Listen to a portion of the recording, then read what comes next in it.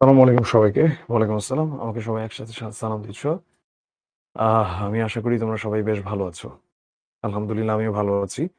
আর এখন হচ্ছে weather change হচ্ছে। আমি যেই রুমটাতে ঘুমাই, মানে আমার বাসাটা, ওটা হলো গিয়ে তোমার ছাদের ঠিক নিচতলায়। মানে আমি ৪ তলায় ঘুমাই, এর উপরে হচ্ছে ছাদ। প্রচন্ড গরম পড়ে। গত কয়েকদিন ধরে ঢাকায় অসম্ভব গরম। তো আমার রুমে কোনো এসি-টেসি নাই। আমি যেটা করেছি যে ফ্যানটা যেদিকে, ডিরেক্ট ফ্যানের নিচে মাথা দিয়ে ঘুমিয়েছি সেহরির পরে বেশ কয়েক ঘন্টা।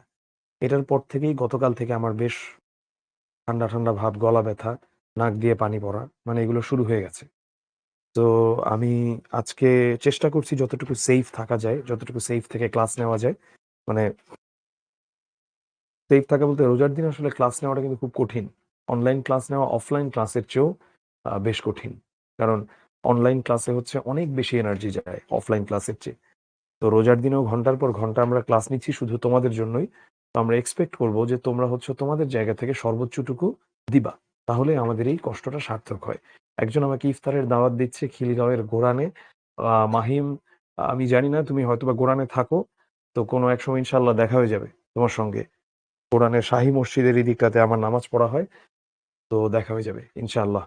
আর যে অনেকেই বলছে একই কথা, যেমন সেজুতি আফরিন বলল বাসায় ছাদের নিচে গরমে টেকা যায় না। আসলে সবারই এরকম একই অবস্থা। যে এখন গরমটা অনেক বেশি বাড়তেছে আরকি। তো গরমটা বাড়ার কারণে একটা মানে এই না গরম না ঠান্ডা এমন একটা কন্ডিশন। এনিওয়ে, আজকে আমরা যেটা পড়াবো তার আগে আমি একটু সবার কাছে একটু জানতে চাই এই মুহূর্তে। আমরা আজকে সহপাঠে সিরাজউদ্দৌলা পড়াবো। সিরাজউদ্দৌলা নাটকটা কার পুরোটা পড়া হয়েছে? একটু আমি এটা একটু দেখতে চাই। একটু চ্যাটে লিখো তো একবার যে পুরোটা একবার পড়েছো সিরাজউদ্দৌলা নাটকটা। এটা একটু লিখো তো চ্যাটে। সিরাজগঞ্জ, সিরাজগঞ্জের উপর দিয়ে গিয়েছি। আমি কখনো সিরাজগঞ্জে আসি নাই। একজন প্রশ্ন করেছে সিরাজগঞ্জে এসেছি কিনা? সিরাজগঞ্জে আমি কখনো ডিরেক্ট যাইনি। কিন্তু সিরাজগঞ্জের উপর দিয়ে অনেকবার গিয়েছি আরকি। রংপুর, দিনাজপুর, উত্তরবঙ্গে যাওয়ার সময় তো সিরাজগঞ্জ ক্রস করতেই হয়। যমুনা সেতু ক্রস করলে তো সিরাজগঞ্জ ক্রস করতেই হবে, নাহলে কেমনে কি? আচ্ছা, বেশিরভাগই পড়ে নাই যেটা দেখলাম। সহপাঠটা আমাদের যেটা হয় যে আমরা নরমালি পড়ি না। কারণ আমরা এমনিতে যখন গল্পের বই পড়ি, আমাদের সাইকোলজিক্যালি কাজ করে যেটা হচ্ছে গল্পের বই। কিন্তু যখন আমরা আ গল্পের বই পড়ি না, যখন আমাদের মাথায় এটা কাজ করে যে না, এইটা গল্পের বই ঠিক আছে, কিন্তু মানে এটা আসলে পাঠ্য বইয়ের অন্তর্গত। মানে যখন আমরা সহপাঠ পড়তে যাই। তো এইটার জন্যই আসলে স্টুডেন্টরা দেখা যায় আর ৮-১০ টা গল্পের বইয়ের মতো করে পড়ে না। কিন্তু আমি সবাইকে বলব সিরাজউদ্দৌলা নাটকটা পুরোটা পড়তে, আমি পড়ানোর পরেও। নাটকটা একে তো অত্যন্ত ইন্টারেস্টিং, নাটকটা অনেক বেশি ইমোশনাল। আর এই নাটকটা পড়লে তুমি অনেক কিছু শিখতে পারবা। ইতিহাস থেকে মানুষের শেখা উচিত, কিন্তু মানুষ ইতিহাস থেকে ভুলেও শেখে না। ইতিহাস থেকে যদি মানুষ শিখতো, তাহলে এভাবে শেখ হাসিনার পতন হতো না বা আরো নানা কিছু হতো না পৃথিবীতে। তাই বলছি যে আমরা ইতিহাস থেকে শিখব এবং ইতিহাস থেকে শেখার জন্য একটা খুব ভালো রিসোর্স হচ্ছে এই সিরাজউদ্দৌলা নাটকটা। আচ্ছা চলো, এবারে আমরা নাটকটাতে চলে যাচ্ছি। আমি আজকে যা পড়াবো আমি ১ম থেকেই বলব সবার পূর্ণ মনোযোগ ক্লাসের মধ্যে দিতে। কারণ তোমরা বেশিরভাগই সহপাঠটা হয়তোবা পরে আর ওইভাবে খুব একটা পড়বা না বা পড়ার সময়ও পাবা না। কারণ তোমাদের আরো অনেকগুলো সাবজেক্ট আছে, আরো নানা রকম বিষয়াদি আছে। কিন্তু সহপাঠ তোমার জন্য অত্যন্ত গুরুত্বপূর্ণ। কারণ সহপাঠ থেকে তুমি একটা মানে অবধারিত তুমি সহপাঠ থেকে একটা সৃজনশীল প্রশ্ন পাচ্ছ। তো যেহেতু তুমি একটা সৃজনশীল প্রশ্ন তোমার অ্যান্সার করতে হবেই এই সিরাজউদ্দৌলা থেকে। তাই আমি আজকের ক্লাসে এমন কিছু বিষয় পড়াবো, যেগুলো পড়ালে তুমি তোমার সৃজনশীল প্রশ্নটা উত্তর করে দিয়ে আসতে পারবা। আমি আবার বলে নিচ্ছি, আমি তোমাকে এমন কিছু পড়াবো না যেটা হচ্ছে একদম line to line, line to line. আমার স্টুডেন্ট তোমরা এইচএসসি তে পড়ো, এখন আসলে মানে ইন্টারে পড়ো। তোমাদেরকে তো আসলে লাইন টু লাইন পড়ানোর মতো বয়সে তোমরা নাই। তোমাদেরকে আমি এমন কিছু পড়াবো যতটুকুর জন্য তোমরা অ্যান্সার করতে পারবা। মানে এইটা আরকি। এই হচ্ছে কথা। ঠিক আছে। আমি এখন চ্যাটটা অফ করে দিচ্ছি। আমি আ যখন প্রশ্ন উত্তরের সময় হবে, তখন তোমাদের কাছ থেকে ইনশাআল্লাহ প্রশ্ন নিবো। আপাতত আমরা কথা আর বাড়াচ্ছি না। আমরা ক্লাসে চলে যাচ্ছি। সুমাইয়া বারবার একটা জিনিস লিখছে। আ হ্যাঁ, সুমাইয়া তুমি যেটা বলছো ইটস রাইট। সেটাই। হ্যাঁ, হিমালয় হিমু। এক্সাক্টলি। সেজুতি আফরিন বলেছে বরিশালে এসেছি কিনা? আমি বরিশালে গিয়েছি। আর বরিশালের উপর দিয়ে বেশ কয়েকবার আমি আ তোমার কি বলে যে বরগুনা গিয়েছি, তারপরে পটুয়াখালী গিয়েছি। ওই দিকটাতে আমি গিয়েছি। তো যখন তোমাদেরকে আমি সময় দিব প্রশ্ন করার, তখন তোমরা আলাদা করে প্রশ্ন করবা। ঠিক আছে? ওকে। এটা অবিচারের কিছু নাই হৃদয়। যদি আমি পড়ানোর মাঝখানে তুমি প্রশ্নই করতে থাকো, তাহলে আমি পড়াবো কখন? আর তোমার প্রশ্নের উত্তরই বা দিব কখন? আমি পড়াচ্ছি, যদি তোমার প্রশ্ন থাকে সেটা লিখে রাখবা। ইনশাআল্লাহ সেটা হচ্ছে আমরা অ্যান্সার করব। চ্যাটটা একটু পজ করতে হবে।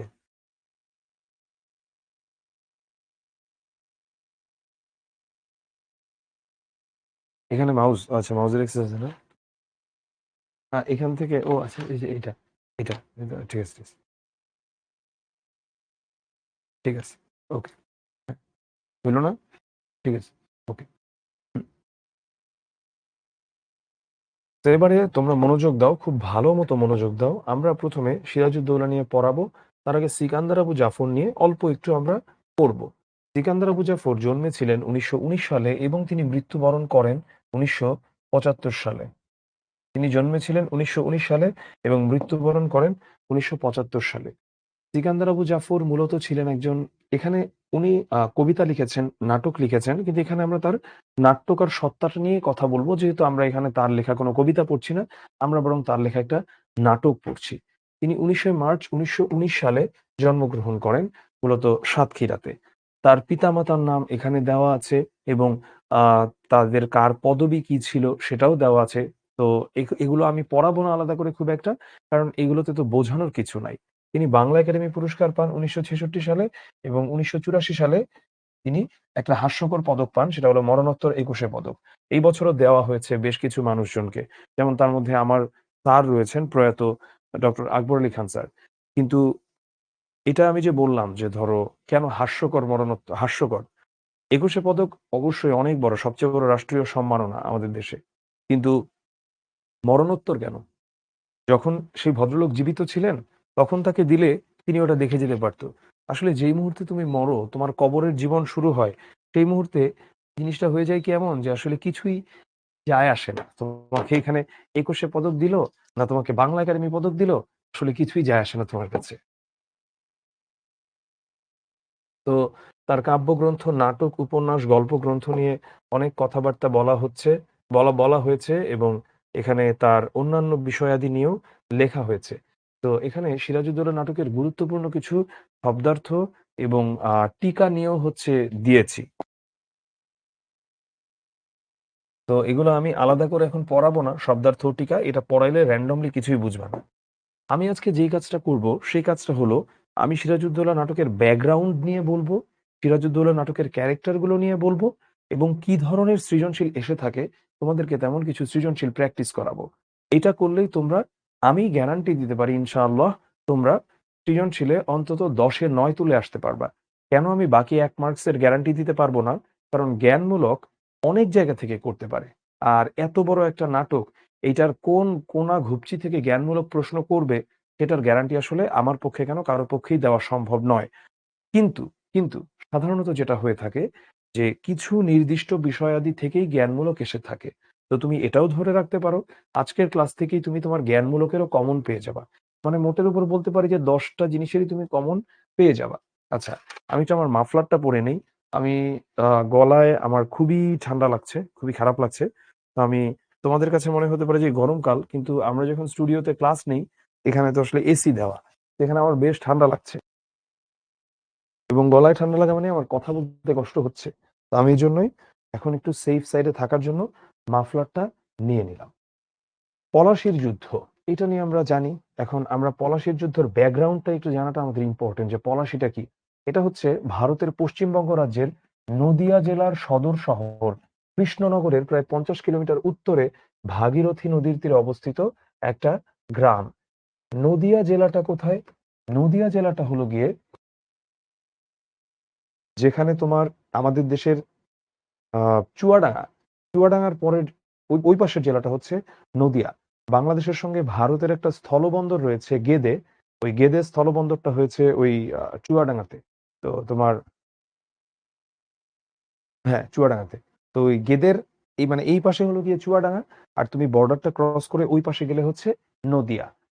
সেই শহরের কৃষ্ণনগরের, নদিয়া সদর শহর কৃষ্ণনগরের প্রায় ৫০ কিলোমিটার উত্তরে ভাগীরথী নদীর তীরে অবস্থিত একটা গ্রাম। এই গ্রামটাকেই বলা হয় পলাশী। এখন এটার নাম হচ্ছে সেন্সাস টাউন। ১৭৫৭ সালে এই গ্রামে এই বিখ্যাত পলাশীর যুদ্ধ হয়েছিল। বর্তমানে পলাশী একটা গ্রাম পঞ্চায়েত এবং এটা একটা বিজনেস হাব বা বাণিজ্য কেন্দ্র বলতে পারো। এবারে আসা যাক পলাশীর যুদ্ধ নিয়ে। ১৭৫৭ সালের ২৩শে জুন পলাশীর প্রান্তরে ইংরেজদের বিরুদ্ধে নবাব যুদ্ধে অবতীর্ণ হন।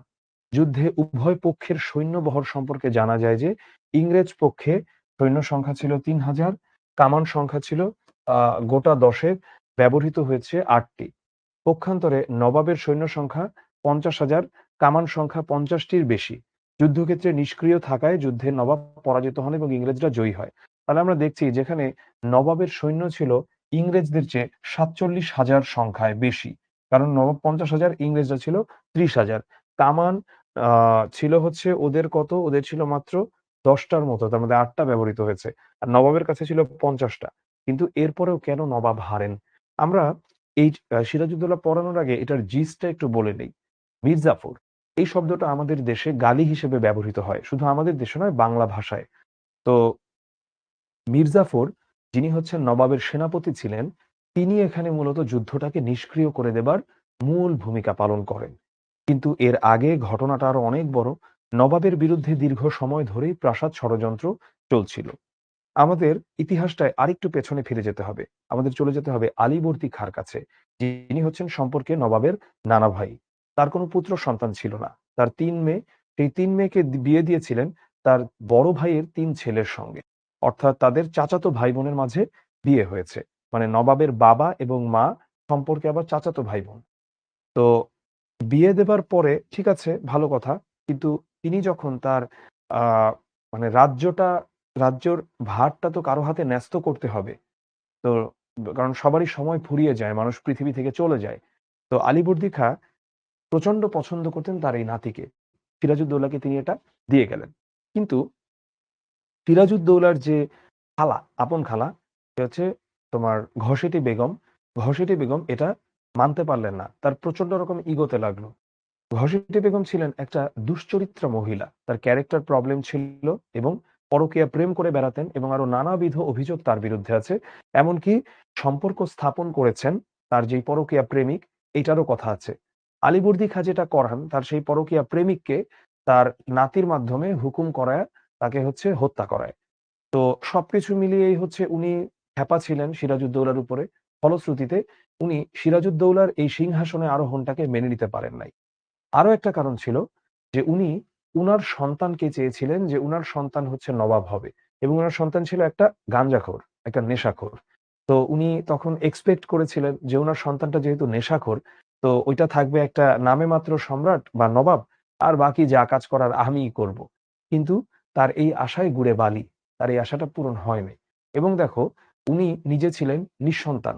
তার কোনো সন্তান নাই।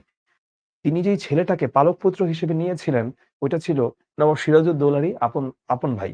নবাব সিরাজউদ্দৌলারই আপন ভাই ওটা। তো তিনি যার পিছনে এত মানে তার হিংসা বা এটা সেটা, সে একজন কিন্তু আরেকজনের ভাই। সে একজন আরেকজনের হচ্ছে ভাই। তো এই হচ্ছে আমাদের নবাব সিরাজউদ্দৌলা, যদি আমি নাটকটার কথা বলি, তাহলে সেই হচ্ছে নবাব সিরাজউদ্দৌলা নাটকের আ আদ্যোপান্ত। এখন নবাব সিরাজউদ্দৌলা নাটক পলাশীর যুদ্ধের কথা বললাম। কামান সংখ্যা ৫০টির বেশি আমি বললাম ছিল এদের। তো যুদ্ধক্ষেত্রে নিষ্ক্রিয় থাকায় যুদ্ধে নবাব পরাজিত হন এবং ইংরেজরা জয়ী হন। আচ্ছা, এবারে আমরা আসি ফোর্ট উইলিয়াম। এটা কি? এটা হচ্ছে কলকাতায় ইস্ট ইন্ডিয়া কোম্পানি কর্তৃক প্রতিষ্ঠিত বাণিজ্য কুঠি। কুঠিটা কি? এখানে মূলত দেখা যেত যে ওরা বিজনেসের জন্য যে কুঠি স্থাপন করতো বা এটাকে আমরা ফোর্ট বলে থাকি ইংরেজিতে। ফোর্ট শব্দটা আরো বেশি প্রচলিত আমাদের কাছে। তো এই ইংরেজদের যেটা ছিল এটার নাম ছিল কি? এটার নাম ছিল ফোর্ট উইলিয়াম এবং ইংল্যান্ডের রাজা উইলিয়ামের সম্মানে এটার নামকরণ করা হয়। তারপরে আলীনগরের সন্ধি। এটা ১৭৫৭ সালের ৯ ফেব্রুয়ারি একটা সন্ধি যেটা সিরাজউদ্দৌলা এবং ব্রিটিশদের যে প্রতিনিধি ছিল রবার্ট ক্লাইভ, ক্লাইভের সঙ্গে এই চুক্তিটা হয়। এই চুক্তিটার শর্ত অনুযায়ী কলকাতা নগরীটা ব্রিটিশ ইস্ট ইন্ডিয়া কোম্পানির কাছে হস্তান্তর করা হয়। চুক্তি অনুযায়ী ইংরেজরা সেখানে দুর্গ স্থাপন এবং টাকশাল প্রতিষ্ঠার সুযোগ লাভ করে। টাকশাল কি? যেখানে টাকা ছাপায়। যেমন বাংলাদেশের টাকশাল কোথায়? গাজীপুরে। তো ঐতিহাসিক তথ্যাবলী নিয়ে হচ্ছে কিছু কথা এখানে বললে বলা যায়। তারপরেও হচ্ছে আমরা দেখব যে সিকান্দার এটা হচ্ছে তোমার কেমন নাটক? এটা হলো একটা করুণ রসাত্মক বা করুণ ট্র্যাজেডিক নাটক আরকি। তা করুণ রসাত্মক বলতে কি বোঝায়? ধরো একটা কন্যা বিদায় যখন হচ্ছে, বিয়ে, এটার মধ্যে কিন্তু অনেক দুঃখ আছে। এটা তো করুণ একটা বিষয় যে মেয়েটা আজীবনের জন্য ওর পরিবারটা ছেড়ে একটা নতুন পরিবারে চলে যাচ্ছে। আবার বিয়ের মাঝে তো আনন্দও আছে। এটাকে করুণ রসাত্মক বলা যেতে পারে। তো সিরাজউদ্দৌলা নাটকটার বিষয়বস্তুটাও এমন। এটাকে আমরা বলছি করুণ রসাত্মক। এটা প্রকাশিত হয় কবে? ১৯৬৫ সালে। অনেক আগে প্রকাশিত হয়েছে এবং প্রাসাদ ষড়যন্ত্রের সঙ্গে যুক্ত হয়েছে ইংরেজ বণিকদের সাম্রাজ্যবাদী কূটকৌশল। আমরা এটা দেখতে পাবো এখানে যে প্রাসাদ ষড়যন্ত্র অর্থাৎ সিরাজউদ্দৌলার সবচেয়ে কাছের মানুষ যারা প্রাসাদে তারাই হচ্ছে তার বিরুদ্ধে ষড়যন্ত্র করেন। সেটা মীর জাফরের কথা বলো, সেটা ঘসেটি বেগমের কথা বলো কিংবা সেটা মীরনের কথা বলো, যাদের কথাই বলো না কেন। আ মীর জাফর, বল্লভ রায় আমরা সবার কথাই দেখব যে যারা ছিলেন নবাবের সবচেয়ে কাছের মানুষ কিন্তু তারাই সবার আগে নবাবকে বাঁশ মারেন। তোমার জীবনে মনে রাখবা, তোমার জীবনে যত বড়, বড় ক্ষতিগুলা আল্লাহ না করুক, আমি দোয়া করি তোমার জীবনে বড় ক্ষতি না হোক। যদি হয়ে থাকে সেটা হবে তোমার খুব ক্লোজ মানুষজনদের দ্বারা। তুমি দেখো, তুমি যে মনে কষ্ট পাও বা অনেক সময় তোমার মনোমালিন্য হয়, এটা কিন্তু কোনো র‍্যান্ডম মানুষের জন্য আসলে হয় না। র‍্যান্ডম কারো জন্য হয় না। এটা হয় কার জন্য? এটা হয় হচ্ছে তোমার খুব ক্লোজ কোনো মানুষের জন্য বা এইরকম।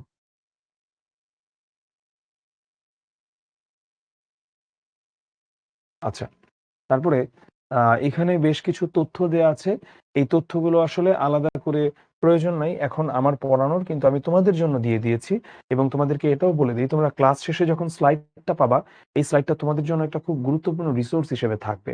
মানে তোমরা যেহেতু নাটকটা অনেকেই পড়ো না বা পরীক্ষার আগ দিয়ে পুরা নাটক পড়া তো মানে এটা তো পড়া সম্ভব হবে না। এই স্লাইডটাই যদি একবার চোখ বুলিয়ে যাও আর আজকের ক্লাসে গুরুত্বপূর্ণ যা, যা বলছি সেগুলো নোট ডাউন করবা। সেই নোটে যদি চোখ বুলিয়ে যাও, তোমার আর কোনো চিন্তা নাই। তোমার কোনো চিন্তা নাই। এই কিভাবে কি করবা না করবা এগুলো নিয়ে ভাবার জন্য। কোনো চিন্তা নেই। এবারে আমরা গুরুত্বপূর্ণ চরিত্রে যাব। ১ম এই আসে সিরাজউদ্দৌলার কথা। সিরাজউদ্দৌলা নাটকের কেন্দ্রীয় চরিত্র হচ্ছেন তিনি। সিরাজউদ্দৌলা একটা ঐতিহাসিক চরিত্র। বাংলার শেষ স্বাধীন ভাগ্যহত নবাব হলেন সিরাজউদ্দৌলা। তিনি বাংলার শেষ স্বাধীন নবাব। কারণ ১৭৫৭ সালের ২৩শে জুন পলাশীর প্রান্তরে যখন আমরা পরাজিত হই ইংরেজদের কাছে, এরপর থেকে আমাদের স্বাধীনতার সূর্য যেন ডুবে যায় ১৯০ বছরের জন্য। বা যেটাকে অলমোস্ট ২০০ বছর ধরা যায়। কারণ নেক্সট আমরা কবে স্বাধীন হই? ১৯৪৭ সালে আমরা স্বাধীন হই। এবং সেটা যুদ্ধ করে স্বাধীন হই না। আ কলোনি বা সবকিছু মিলিয়ে আসলে ইংরেজরা লাভ করতে পারছিল না এখানে। তখন ইংরেজরাই আমাদের কাছে এটা ছেড়ে চলে যায়। তো সেখানে কি হয়? তখন হচ্ছে আমরা স্বাধীনতা লাভ করি পাকিস্তান হিসেবে। তখন আমরা ছিলাম পাকিস্তান।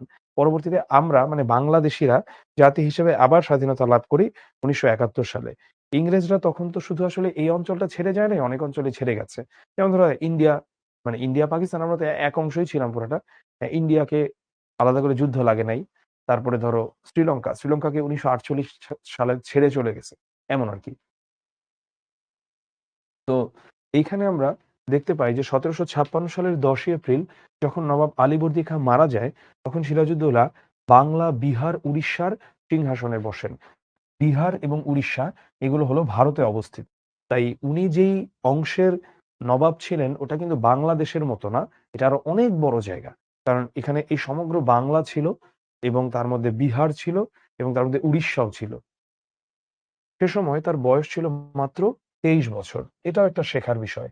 আমাদের বর্তমানের এই বস্তাপচা শিক্ষা ব্যবস্থায় একটা মানুষ সে উচ্চশিক্ষিত হতে, হতে মাস্টার্স-টাস্টার্স করতে, করতে সে ২৭-২৮ বছর লাগায় দেয়। আবার এরপরে সরকারি চাকরি এটা সেটা করতে, করতে মানে তথাকথিত এস্টাবলিশ হতে, হতে ৩২-৩৪ বছর লাগায় দেয়। আর যেখানে ২৩ বছর বয়সে দেখা গেছে যে এরকম একটা নবাব হয়ে গেছে। এটা তখনই সম্ভব ছিল।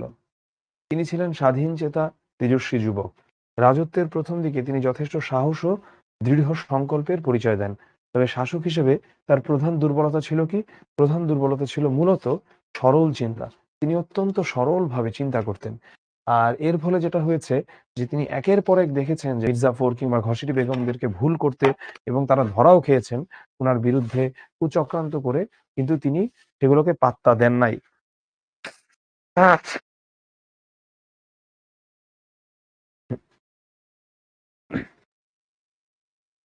এবং তিনি পাত্তা দেন নাই বলেই পরবর্তীতে এর চরম মূল্য তাকে দিতে হয়েছে।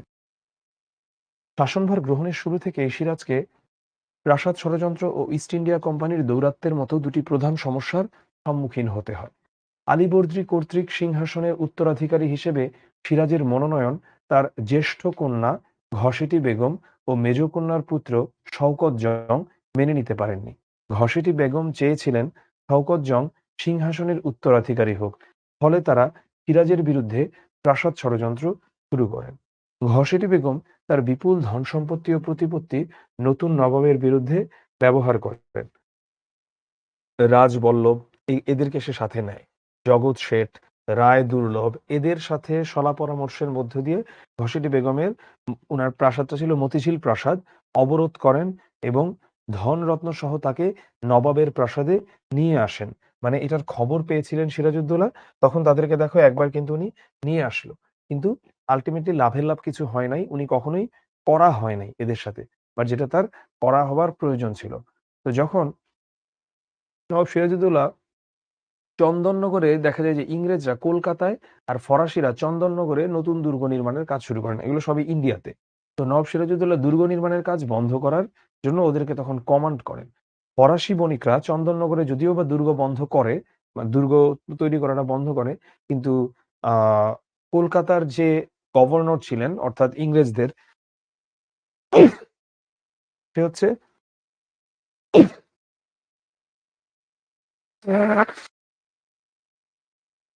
নবাবের আদেশ অমান্য করে। নবাবের আদেশ অমান্য করে সে কি করে, নবাবের আদেশ অমান্য করে দুর্গটা নির্মাণ করে এবং সেনাশক্তি দুর্ভেদ্য করে তোলে। ইংরেজ বণিকদের ক্রমাগত অবাধ্যতায় নবাব সিরাজ অত্যন্ত ক্রুদ্ধ হন এবং তাদের শাস্তি দিতে তিনি অগ্রসর হন।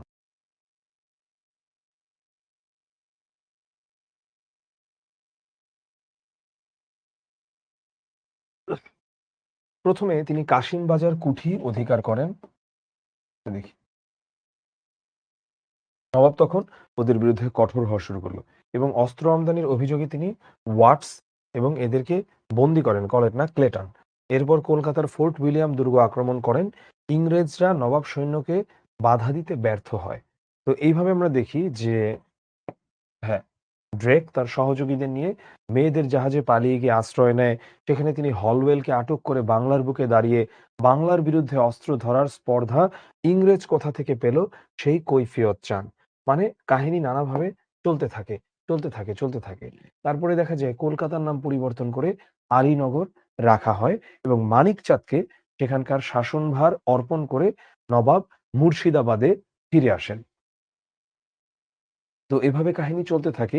এবারে আমরা দেখি যে যখন কলকাতা তোমার আক্রমণ করা হয়,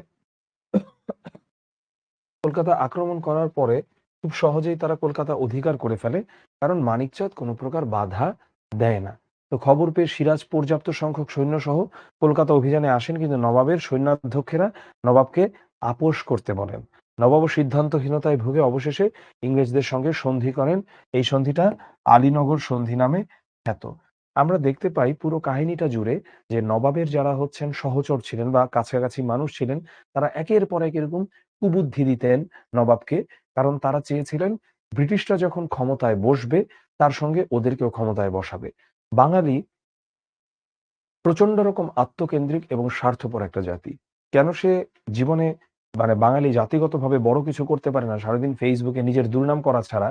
তার কারণ হলো যখন একসাথে বা একত্র হয়ে একটা কিছু করার প্রয়োজন সেটা তারা করতে পারে না। বরং নিজের যেটাতে স্বার্থ, এটার জন্য যা, যা করা দরকার সব করতে পারে। দেখো নিজের স্বার্থটা কি ছিল? নিজের স্বার্থটা ছিল যে এখানে সে ক্ষমতা পাবে। ক্ষমতা পাওয়ার জন্য সে বাড়ি-ঘর সে সব বেইচা দিতেছে। এমন অবস্থা। মানে নিজের দেশটাই সে বিক্রি করে দিচ্ছে। কাদের কথা বলছি আমি? বলছি আমাদের এই নবাবের যে সহচর যারা ছিল তাদের কথা বলছি। তো এইভাবে তারা একের পর এক খারাপ কাজ করেছেন। কিন্তু নিজেদের কে বসানোর জন্য ক্ষমতায়, কিন্তু আমরা দেখব দিন শেষে নিজেদেরকে তারা আসলে ক্ষমতাতেও বসাতে পারেন নাই। আচ্ছা, তারপরে আমরা দেখি যে নবাব সিরাজউদ্দৌলা কে পরাজিত করে আ আচ্ছা আমি দিচ্ছি। বলতেছি হ্যাঁ, হ্যাঁ। আচ্ছা হ্যাঁ, ঠিক আছে। দেখি। পূর্বে ক্লাইভ বুঝেছিল যে নবাবের অধিকাংশ লোকই হচ্ছে কি লোভী এবং বিশ্বাসঘাতক। বিশেষ করে প্রধান সেনাপতি যে মীর জাফর আলী খান সে অত্যন্ত ক্ষমতালোভী। তাই নবাবের বিরুদ্ধে ষড়যন্ত্র সংগঠনের জন্য ক্লাইভ উমিচাঁদকে দালাল নিযুক্ত করে এবং মীর জাফরের পুত্র মিরনের বাড়িতে একটা ষড়যন্ত্র সভার আয়োজন করে। এই ষড়যন্ত্র সভায় মীর জাফর, জগৎ শেঠ, রায় দুর্লভ, রাজবল্লভ সবাই উপস্থিত হন। ক্লাইভ ও ওয়াটসন নারীর ছদ্মবেশে সভায় যোগ দেয়। সকলে মিলে একটা চুক্তি স্বাক্ষর করে। চুক্তিতে নবাব সিরাজউদ্দৌলাকে পরাজিত করে মীর জাফরকে বাংলার মাসনাদে বসানোর সিদ্ধান্ত হয়। চুক্তি অনুযায়ী যুদ্ধে সিরাজের পতন হলে ইস্ট ইন্ডিয়া কোম্পানি পাবে ১ কোটি টাকা, কলকাতাবাসীরা ক্ষতিপূরণ বাবদ পাবে আরো ৭০ লক্ষ টাকা, ক্লাইভ পাবে ১০ লক্ষ টাকা, রায় দুর্লভ হবে, প্রধান সেনাপতি উমিচাঁদ পাবে ২০ লক্ষ টাকা। মানে মোটামুটি তারা টাকার লোভেই নিজেদের দেশটাকে বিক্রি করে দিতে চেয়েছিলেন। ইংরেজদেরকে তারা ক্ষমতায় বসাবেন। তারপরে ইংরেজরা অর্থাৎ ইংরেজদের যে প্রতিনিধি এখানে ক্লাইভ, ক্লাইভ সাহেব তাদেরকে কাউকে ক্ষমতা দিবে, কাউকে অর্থ দিবে। এরকম নানা রকম স্বপ্নে তারা মানে তারা এরকম স্বপ্ন তারা বুনছিল তাদের মনের মাঝে। তো উমিচাঁদকে ফাঁকি দিতে ২ টা দলিল স্বাক্ষরিত হয়। আচ্ছা আমার শরীরটা খুব একটা ভালো ঠেকছে না। আমি একটু বসি। একটু কিছুক্ষণ বসে একটু পড়াই, তারপরে আমি আবার দাঁড়াচ্ছি।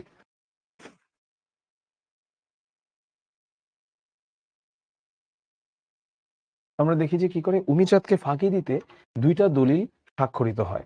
নবাব এসব ষড়যন্ত্রের সবকিছু জানলেও প্রতিকারের কোনো যথাযথ ব্যবস্থা করতে পারেন নাই। এটাই হচ্ছে সিরাজ চরিত্রের প্রধান দুর্বলতা। উমিচাঁদের বিষয়টা আমরা একটু পরে দেখতে পাবো এবং কে কিভাবে মারা গিয়েছিল আমরা সেটাও দেখতে পাবো। এই যে যারা এখানে নবাবের বিরুদ্ধে ষড়যন্ত্র করে এবং একটু টাকা এবং ক্ষমতার জন্য নিজের দেশটাকে বিক্রির সিদ্ধান্ত নিয়েছিল, দিন শেষে তারা কেউই ভালো থাকে নাই। বরং তারা সবাই জীবনে যথেষ্ট রকম ধরা খেয়েছে। তো আমরা অলরেডি এটা দেখেছি যে ইংরেজদের সৈন্য এবং গোলাবারুদের সংখ্যা কম থাকলেও দিন শেষে নবাবেরটা বেশি থাকলেও আল্টিমেটলি ইংরেজরাই হচ্ছে আ জিতেছে। তো সেনাপতি মীর মর্দান মোহনলাল ও সাফরেই শুধু বীর দর্পে নবাবের পক্ষে যুদ্ধ করেছিল। তাদের বিশ্বাসঘাতকতার ফলে পলাশির যুদ্ধে নবাবের শোচনীয় পরাজয় ঘটে। নবাব পালিয়ে মুর্শিদাবাদে আসেন সৈন্য সংগ্রহ করতে। কিন্তু ব্যর্থ হয়ে পাটনা যাওয়ার পথে মীর কাসেমের সৈন্য কর্তৃক ধৃত ও বন্দী হন। আচ্ছা, আমরা এগুলা দেখব। পরে কাহিনীগুলা কি হয়। বাংলার ইতিহাসে ভাগ্যাহত ট্র্যাজেডির নায়ক সিরাজউদ্দৌলা। তবে সাহিত্যে সিরাজ চরিত্রের সবচেয়ে গুরুত্বপূর্ণ দিক হলো একজন সামন্ত নবাব থেকে জনতার শক্তিতে জাগ্রত হওয়ার বিশ্বাস নিয়ে দেশপ্রেমিক নেতায় পরিণত হওয়া। আমি সহজ কথায় বলি। সেটা হলো এই সাহিত্যে নবাবকে দেখানো হয়েছে এমনভাবে এই নাটকটার মধ্যে যে নবাব এত কিছুর মধ্যে থেকেও জনতার মাঝে ছিল একটা হিরো, জনতার নেতা ছিল। কিন্তু নবাবের মাঝে বেশ কিছু ব্যর্থতাও ছিল যেটা এই নাটকের মাঝে সেভাবে উঠে আসে নাই। তুমি যখন তোমার বৃহত্তর স্বার্থে তোমার ক্লোজড মানুষদের প্রতি কঠোর হচ্ছ না, এটা কিন্তু তোমার একটা ব্যর্থ শাসকের পরিচয় দেয়। নবাব কিন্তু এই কাজটা করেছেন। যে তিনি তার নিজের খালা কিংবা তার ক্লোজ সেনাপতি এরা একের পর এক বিশ্বাসঘাতকতা করেছে, একের পর এক তার বিরুদ্ধে ষড়যন্ত্র করেছে। কিন্তু তিনি তাদের এই ষড়যন্ত্রের বিরুদ্ধে কোনো কিছু বলেন নাই। বা তাদের এই ষড়যন্ত্রের বিরুদ্ধে তিনি রুখে দাঁড়ান নাই।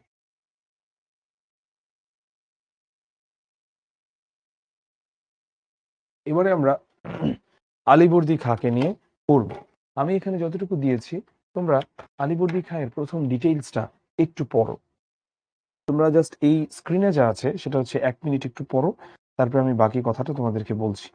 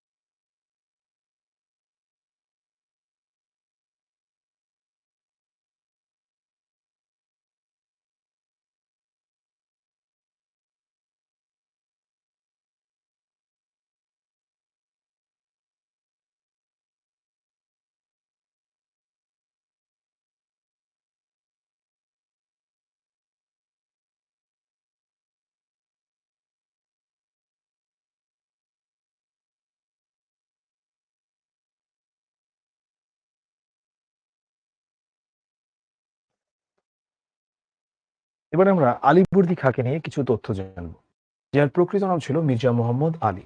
তিনি 1740 সাল থেকে 1756 সাল পর্যন্ত বাংলা, বিহার এবং উড়িষ্যার নবাব ছিলেন। আলীবর্দী খাঁর বাবা ছিলেন আরব দেশীয় আর মা ছিল তুর্কি। আচ্ছা, এগুলো নিয়ে আমাদের কোনো প্রশ্ন আসে না, তো আমরা এসব ফালতু জিনিস বাদ দিই, এগুলো ফালতু তথ্যই আমাদের পরীক্ষার জন্য। তো আলীবর্দী খাঁর যে তিন কন্যা, ঘসেটি বেগম, তিনি হচ্ছেন, তার প্রকৃত নাম হচ্ছে মেহরুন্নেসা, শাহ বেগম ও আমিনা বেগমকে তিনি তার তিন ভাই হাজী মোহাম্মদের তিন ছেলের সাথে বিয়ে দেন। ওই যে বললাম চাচাতো ভাই বোনে বিয়ে হয়েছে। তো ৮০ বছর বয়সী নবাব আলীবর্দী খাঁ যখন মৃত্যুবরণ করেন, তখন তিনি তার ছোট মেয়ে আমিনা বেগমের পুত্র সিরাজউদ্দৌলাকে তার এই ক্ষমতা দিয়ে যান। সিরাজউদ্দৌলা ছিলেন আলীবর্দীর খুব প্রিয় এক নাতি। এবারে আমরা মির্জাফরের কথায় যাব। মির্জাফর আলী খান তিনি মূলত নিঃস্ব অবস্থায় ভারতবর্ষে আসেন পারস্য থেকে, যেটা বর্তমান ইরান। উচ্চবংশীয় যুবক হওয়ায় নবাব আলীবর্দী খান তাকে স্নেহ করতেন, এবং শুধু তাই নয়, নিজের আত্মীয়ের সাথে পর্যন্ত তাকে বিয়ে দেন। ঠিক আছে? তার বোনের সঙ্গে তো বিয়ে দেন। এরপরে দেখা যায় যে আলীবর্দী তাকে সরকারের উচ্চ পদেও নিযুক্ত করেন। অনেক পছন্দ করতো মির্জাফরকে। মির্জাফরের মধ্যে তো ট্যালেন্ট ছিল। ট্যালেন্ট না থাকলে তো আর তাকে এত মানুষজন পছন্দ করতো না। কিন্তু ও ছিল একটা নাম্বার 1 শয়তান। যেমন ইবলিস শয়তান নিজেও অনেক ট্যালেন্টেড। কিন্তু মির্জাফরও ছিল ইবলিস শয়তান টাইপের, যে ট্যালেন্টেড কিন্তু মহা শয়তান। কূটকৌশল ও চাতুর্যের মাধ্যমে নবাবের অভয় প্রিয়পাত্র হয়েছিলেন এবং সেনাপতি ও বক্সির পদে অধিষ্ঠিত হয়েছিলেন। কিন্তু তার মেধা, বুদ্ধি ও কৌশলের মূলে ছিল ক্ষমতা লিপ্সা। আচ্ছা, ও যাই করুক ওর মূলে ছিল ও ক্ষমতা পাবে এবং নবাব হবে, এটাই ছিল ওর মূল কাহিনী। তো আহ মানে আলীবর্দীকে হত্যা করার ষড়যন্ত্র থেকে শুরু করে দুর্নীতির অভিযোগে তাকে একাধিকবার ক্ষমতাচ্যুত করেছিলেন নবাব। বারবার ক্ষমা পাওয়া সত্ত্বেও তার চরিত্রের বিশ্বাসঘাতকতার কোনো পরিবর্তন হয়নি। এমনকি সে যখন পলাশির প্রান্তরে যায়, এই যুদ্ধে যাবার আগে সে কোরআন শরীফ ছুঁয়ে শপথ করে গিয়েছিল যে সে একদম প্রপারলি সে যুদ্ধটাকে পরিচালনা করবে। কিন্তু দেখো, মানুষের মধ্যে কিছু আচার আচরণ থাকে, এগুলো পরিবর্তিত হওয়াটা খুব কঠিন। যেমন কিছু মানুষের মধ্যে আ হ্যাঁ, মানুষ পরিবর্তন হয়। পরিবর্তন হলে আলহামদুলিল্লাহ। ধরো সে বিয়ে করেছে, বিয়ের পরেও বারবার একটা বিশ্বাসঘাতকতা করার প্রবণতা থাকে। তার স্ত্রীর সঙ্গে কিংবা কোনো নারীর তার স্বামীর সঙ্গে। এই ধরনের মানুষদের সংসারগুলো হয়তোবা টেকে। অপর পক্ষের মানুষটা হয়তোবা চালিয়ে যায় বা মানিয়ে নেয়। কিন্তু সবসময় রিস্ক। এ আজকে এর পিছনে ঘুরতেছে, কালকে আরেকজনের পিছনে ঘুরবে। দেখবা কিছু প্রেম রোগের মানুষ থাকে আমাদের আশেপাশে। এর যখন একটা ব্রেকআপ হয়, তখন সে এমন একটা আচরণ করে যে যার সাথে ব্রেকআপ হয়েছে সে তাকে ছাড়া বাঁচবেই না। ১ মাসের মাথায় ২ মাসের মাথায় সে আরেকটা প্রেম জোটায় এবং সে ওই ২য় নতুন জনকে ছাড়াও সে বাঁচবে না। তোমরা কি এই ধরনের কাউকে দেখেছো কখনো? বাই দ্যা ওয়ে, তো আমি একটু রিজিউম করে দিলাম, হ্যাঁ? তোমরা চ্যাটে লিখতে পারো। তোমরা এই ধরনের কাউকে দেখেছো? আর এই যে বলছিলাম যে আ হ্যাঁ, এরকম কাউকে দেখেছো তোমরা? আচ্ছা, ইন্টারেস্টিং, ইন্টারেস্টিং। ঠিক আছে। হ্যাঁ। তো মির্জাফরও ছিল এমন। সো ওকে ক্ষমা করার প্রয়োজন ছিল না। ওর শরীর থেকে মাথাটা আলাদা করে ফেলানোর দরকার ছিল তখন। যদি এটা করতে পারত, তখনই হচ্ছে কি হইতো? তখনই দেখতা যে নবাবের এই বিপদটা আর হইতো না। আচ্ছা, চ্যাটটা আবার আমি পজ করে দিলাম। তো পলাশী যুদ্ধে নবাব সিরাজের পতনের পর ক্লাইভের গাধা বলে পরিচিত মীর জাফর ১৭৫৭ সালের ২৯শে জুন ক্লাইভের হাত ধরে বাংলার মসনদে আরোহণ করেন। কিন্তু ইংরেজদের স্বার্থের পরিপন্থী বিবেচনায় তাকে গদিচ্যুত করে তার জামাতা মীর কাসিমকে বাংলার মসনদে বসান। তোমার মনে হয় ক্লাইভের মতো একটা ধুরন্ধর বাটপার একটা লোক এইভাবে ওকে হচ্ছে বসায় দিবে? ক্লাইভ কি করছে ওদের সাথে, তারপরে দেখো চোরের উপর বাটপারি যেটা বলে। এবং যারাই হচ্ছে অন্য মানুষকে ঠকায় বা অন্য মানুষের সাথে এমন কিছু করে যেটা করা উচিত না, জীবনে আল্লাহই তাদেরকে এরকম পরিণতিতে ফেলেন। দেখবা, আমরা একটু পরেই দেখব যে যারা এই কাজগুলো করেছেন নবাবের সাথে বিশ্বাসঘাতকতা, তাদের একজনেরও ভালো পরিণতি ছিল না। তারা তারা খুব বাজে পরিণতি তাদের জীবনে পেয়েছেন। আচ্ছা, ১৭৬৪ সালে পুনরায় তাকে সিংহাসনে বসানো হয়। ইংরেজদের কাছে বাংলার স্বাধীনতা বিকিয়ে দেওয়া এই বিশ্বাসঘাতক মানুষটি কুষ্ঠরোগে আক্রান্ত হয়ে ১৭৬৫ সালে মারা যান। তো লাভ কি হয়? ও তো এরপরে কয় বছর বাঁচলো? ১০ বছরও না। কুষ্ঠরোগে যা তা ভাবে ও মারা গেছে। এবং ইংরেজরা ওকে শুধু বসাইছে, লাথি দিয়ে ওকে নামাই দিছে মাসনাদ থেকে। ওকে কি এত সহজ এমনি এমনি ওকে ক্ষমতা দিয়ে দিবে? ইংরেজরা নিছে কেন ক্ষমতা? নিজেদের জন্য নিছে। তো চলো চলে যাই এর পরের অংশে। আমাদের বাঙালির মধ্যে একটা স্টকহোম সিনড্রোম আছে, ঠিক আছে? এটা নিয়ে আমি ক্লাসে অনেক সময় বলি। স্টকহোম সিনড্রোম হচ্ছে তোমার সাথে একটা কিছু হয়েছে কিন্তু তুমি এমন একটা আচরণ করো এরকম কিছুই হয় নাই। তো আমাদের যত মুক্তিযুদ্ধের গান, উপন্যাস, নাটক আছে, আমাদের তার কিছুই নাই ব্রিটিশ বিরোধী লেখা নিয়ে। কিন্তু ব্রিটিশরা আমাদেরকে পাকিস্তানিদের চেয়ে বেশি শোষণ করেছে। ওরা শোষণ করেছে আমাদেরকে ২০০ বছর এবং আমাদেরকে ওরা মানুষ মনে করত না। এখনো পৃথিবীতে ওরাই তো পৃথিবীটাকে রুল করছে। তো ওরা আমাদেরকে মানুষ মনে করবে না সে তো ঠিক আছে এবং ওই লন্ডন বলো বা ওর ওইখানের অন্যান্য যত শহর আছে সেগুলো বলো, ও হচ্ছে ওগুলোকে উন্নত করেছে আমাদের এখান থেকে সবকিছু চুরিধারি করে। কোহিনূর, হ্যাঁ? ওই যে কোহিনূরটা সাজিয়ে রাখে ওরা, কোথায় পেয়েছে এগুলা? মানে চুরির যদি একটা তোমার ধরো বড় রকম একটা চুরির কারখানা থাকতো যেখানে চুরি করে এনে জিনিস রাখা হয়, সে লন্ডন মিউজিয়াম। লন্ডন মিউজিয়ামে এত জিনিস এই বাংলা থেকে এই দিক থেকে নিয়ে যাওয়া, ওগুলো কি ওদেরকে গিফট দেওয়া হইছে? না দান করা হইছে? ওগুলো কি করছে? চুরি করছে। এখান থেকে চুরি করে নিয়ে গেছে। ক্লাইভ পিতামাতার অত্যন্ত উচ্ছৃঙ্খল সন্তান ছিলেন রবার্ট ক্লাইভ। তার দৌরাত্ম্যে অস্থির হয়ে বাবা-মা তাকে কি করেন? ইস্ট ইন্ডিয়া কোম্পানির চাকরি দিয়ে ইংল্যান্ড থেকে তাকে ভারতবর্ষে পাঠিয়ে দেন। কারণ অনেক ও দুষ্ট টাইপ ছিল এবং পাগল ছাগল টাইপ ছিল। সে কয়েকবার হচ্ছে আসলে সুইসাইডেরও চেষ্টা করে। তো আ আমরা দেখতে পাই যে ক্লাইভ অধিক সংখ্যক সৈন্য সামন্ত নিয়ে কলকাতায় এসে একটা সময় দুর্গ দখল করে, মুর্শিদাবাদের নবাবের সঙ্গে দর কষাকষি করে, নানা রকম কাজ করে যায়। কিন্তু ক্লাইভ যেমন ছিলেন ধূর্ত, তেমনি ছিলেন সাহসী। আবার যেমন ছিলেন মিথ্যাবাদী, তেমন ছিলেন কৌশলী। ও ছিল অনেকটা বলতে পারো যে সিরিয়াল কিলারদের কিছু কমন অ্যাটিটিউড আছে। সেই সিরিয়াল কিলারদের একটা অ্যাটিটিউড হলো গিয়ে যে তারা যখন মিথ্যা কথা বলে এটা দেখে বোঝা যায় না। কিন্তু এবং তারা প্রচন্ড রকম মিথ্যা কথা বলে। তো সিরিয়াল কিলারের এই একটা বৈশিষ্ট্য মানে ওর মধ্যে এটা খুঁজে পাওয়া যায়। তো চারিদিক থেকে ষড়যন্ত্রের জাল বিস্তার করে তিনি তরুণ নবাবকে বিভ্রান্ত ও বিব্রত করার চেষ্টা করেন। নবাবের অধিকাংশ লোভী, স্বার্থপর, শঠ ও বিশ্বাসঘাতক যারা ছিল সেই কর্মচারী এবং সেনাপতিদেরকে সে নানা রকম লোভ দেখিয়ে নিজের দলে নেয়। কারণ ও বুঝেছিল যে বাঙালি হচ্ছে এমন জাতি মূলা জুলাইলেই এরা দৌড় দিবে। তো পরবর্তীতে ক্লাইভের নেতৃত্বেই যুদ্ধটা হয় ১৭৫৭ সালের ২৩শে জুন এবং এই যুদ্ধে মূলত যুদ্ধটা আসলে কোনো শক্তিমত্ততার ছিল না। এটা ছিল শঠতার এবং বিশ্বাসঘাতকতার। যেটা নবাবের সঙ্গে হয়েছে। নবাবের অধিকাংশ সেনাপতি যুদ্ধে অংশগ্রহণই করে নাই। ফলে ক্লাইভ হচ্ছে তোমার ফাঁকা মাঠেই গোল দেয়। বিনা যুদ্ধে সে জয়লাভ করে।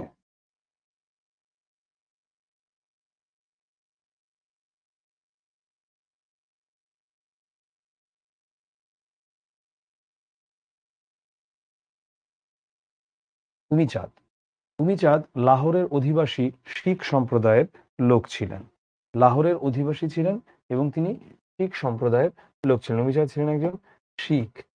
তো কলকাতায় এসে প্রথমে তিনি গোমস্তার কাজ করতেন, পরে ইংরেজদের ব্যবসার আচ্ছা, এখন অনেকেই প্রশ্ন আমাদের শুরু করবে। সো আমরা একদম ডিরেক্ট কাহিনীতে চলে যাই। ঠিক আছে? উমিচাঁদ কি করেছিলেন? উমিচাঁদ প্রচুর টাকা পয়সার মালিক ছিলেন এবং এতটাই ধনী ছিলেন যে সে নবাবের প্রয়োজনে উচ্চ সুদে টাকা ধার দিত নবাবের দরবারে। মানে এখন তুমি যদি ধরো দেশে আমাদের সরকারকে তুমি টাকা ধার দাও, তাহলে তুমি বোঝো তোমার কাছে কতটুকু অর্থ আছে। প্রচুর টাকার অধিকারী হয়ে উমিচাঁদ দেশের রাজনীতিতে অনুপ্রবেশ শুরু করেন। রুমিচাঁদ অত্যন্ত ধুরন্ধর একটা ব্যক্তি ছিলেন। আর ইংরেজদের কাছে নবাবের কথা মানে এর কাছে ওর কথা। দুপক্ষের মধ্যেই সে একটা সুসম্পর্ক রাখত। এরকম খারাপ ছিল হচ্ছে এই উমিচাঁদ। ওয়াটসন বা অ্যাডমিরাল চার্লস ওয়াটসন ইংরেজ পক্ষের নৌবাহিনীর প্রধান ছিলেন অ্যাডমিরাল ওয়াটসন। ওয়াটসন ছিলেন ব্রিটিশ রাজের কমিশন পাওয়া অ্যাডমিরাল। ১৭৫৬ সালের অক্টোবর মাসের ১৬ তারিখে মাদ্রাজ থেকে সৈন্য সামন্ত সহ ৫টা যুদ্ধজাহাজ নিয়ে তিনি কলকাতার দিকে এগিয়ে যান। কলকাতা তখন ছিল নবাব সিরাজউদ্দৌলার দখলে। আচ্ছা, এবারে আমরা আরো কয়েকজনকে দেখি। হলওয়েল। হলওয়েল ছিলেন মূলত একজন ডাক্তার এবং এখানেও তিনি নানা রকম মানে তোমার আকাম-কুকামের সাথে সে জড়িত হন। আর তিনি যেটা করেন, তিনি অবৈধভাবে বিপুল অর্থ লাভের আশায় সিভিল সার্ভিসে চাকরি নেন। সিভিল সার্ভিস মানে কি? যেটা ধরো তখন ছিল ওটা ICS, Indian civil service officer বা এমন কিছু একটা নাম, এখন যেটা বিসিএস। ১৭৫২ সালে তিনি ২৪ পরগনার জমিদারের দায়িত্বও আবার পালন করে এই হলওয়েল। ২৪ পরগনাটা কোথায়? ২৪ পরগনা হচ্ছে আমাদের যশোরের পাশে যেই জেলাটা ভারতের। আর যুদ্ধের সময় তিনি আ অস্থায়ী গভর্নর নিযুক্ত হন আর প্রচন্ড রকম মিথ্যা কথা বলতেন তিনি। আর নবাব সিরাজউদ্দৌলাকে কলঙ্কিত করা ছিল হলওয়েলের মূল উদ্দেশ্য। যেই কাজটা খুব সুন্দর করে হলওয়েল করতে পেরেছিলেন। মানে ধরো তোমার হচ্ছে তোমার নামে কুৎসা রটানো, তোমাকে একটা বাজে মানুষ হিসেবে পরিচিত করে দেয়া, এই বিষয়টা। তো তিনি এটার জন্য একটা কাজ করেন, সেটা হলো ব্ল্যাক হোল ট্র্যাজেডি বা অন্ধকূপ হত্যা কাহিনী। যেমন এই কাজটা ধরো রাজনীতিবিদরা কিন্তু এই ধরনের কাজ করে। রাজনীতিবিদরা তো আসলে যা ভালো কাজও করেন, আবার তারাই যেমন সবচেয়ে বড় নোংরামিগুলা করতে পারেন। কেমন এই কাজটা করে? ধরো আমাদের দেশে এটা হয়তো এখন প্রতিপক্ষের কারো নামে একটা কিছু বলা লাগবে বা করা লাগবে। দেখা যায় তাকে এমন কোন একটা তথাকথিত একটা কেলেঙ্কারিতে ফাঁসায় দিল। তাকে ফাঁসায় দিল। ফাঁসায় তাকে তোমার এটার মধ্যে এনে জড়াইলো বা ফাঁসায় এটাকে এমন একটা কাজ করলো যে তখন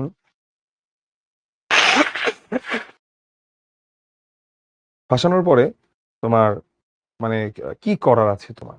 এরকম। তো সেই ব্ল্যাক হোল ট্র্যাজেডি এই জিনিসটা কি? এটা একটা মিথ্যা বানানো গল্প।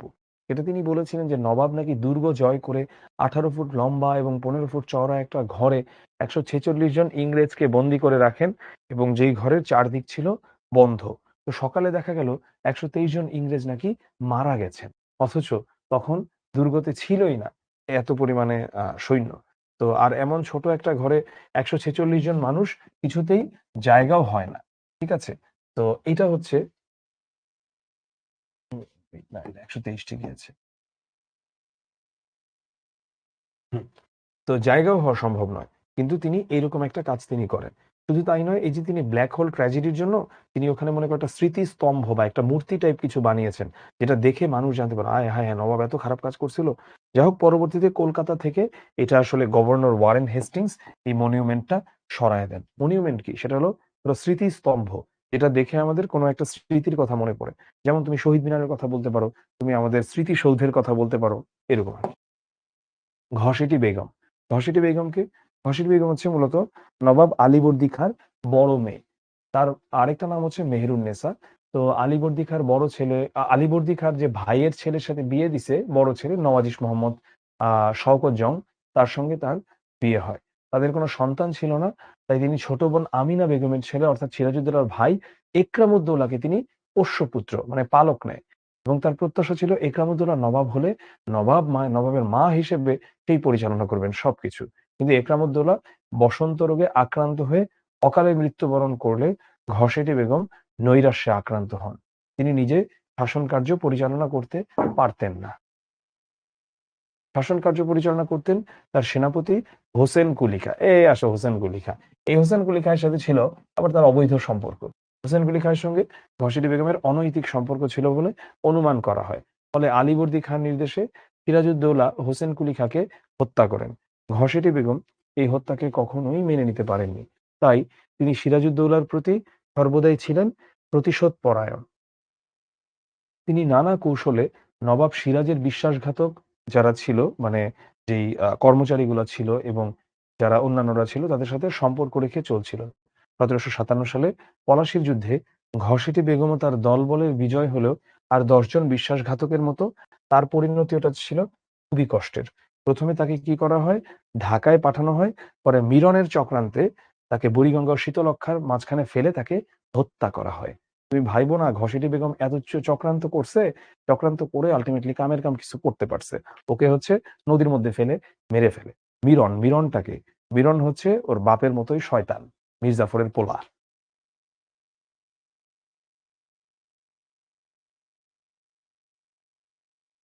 গুরুত্বপূর্ণ যেগুলো দিয়েছি এই অংশগুলো আমি পড়াচ্ছি না, এগুলো তোমরা পড়ে নিবা। কারণ এগুলো বোঝানোর কিছু নাই কিন্তু তোমাদের পড়তে হবে। ড্রেক। ড্রেক ছিলেন কে?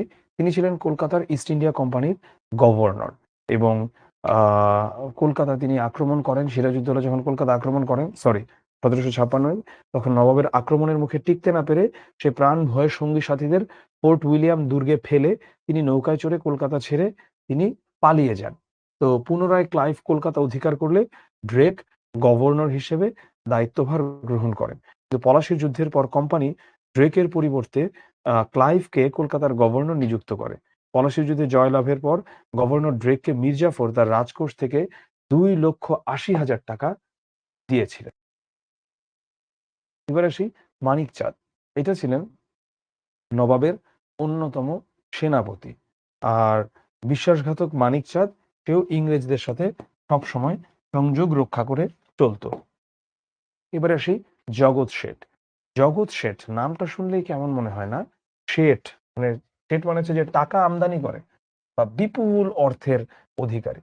তো জগতের টাকা আমদানিকারী বা বিপুল অর্থের অধিকারী ছিলেন এই মানুষটা, জগৎ শেঠ। তো তিনি তার প্রকৃত নামটা ছিল হচ্ছে ফতেহ চাঁদ। তিনি জৈন সম্প্রদায়ের মানুষ ছিলেন। এখানে অনেকের প্রশ্ন আসতে পারে জৈন সম্প্রদায়টা কি? এটা একটা ধর্ম, জৈন ধর্ম, যেই ধর্মের যিনি প্রবর্তকের নাম হলো মহাবীর। তো এই ধর্মের মানুষ এখন খুবই অল্প, ভারতেই আছে, খুবই অল্প কিছু মানুষ আছে জৈন ধর্মের।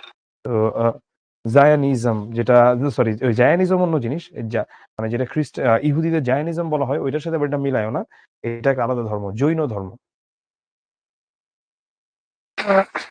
এরা বলতে পারে অনেকটা সনাতন ধর্মের বেশ কিছু রীতিনীতির সঙ্গে এর নানা রকম মিলও আছে এই ধর্মে। আচ্ছা, এবারে আমরা চলে যাই পরের অংশে।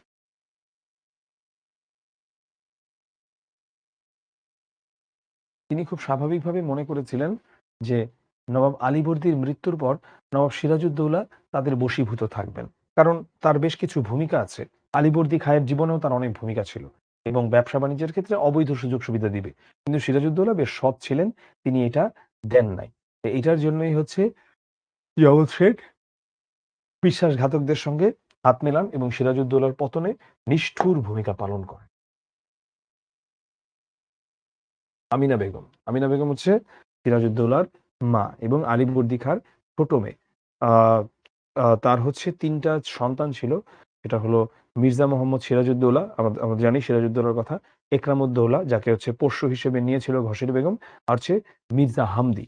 আর তার স্বামীর নাম ছিল হচ্ছে জয়নুদ্দিন, মানে হলো সিরাজউদ্দৌলার বাবা।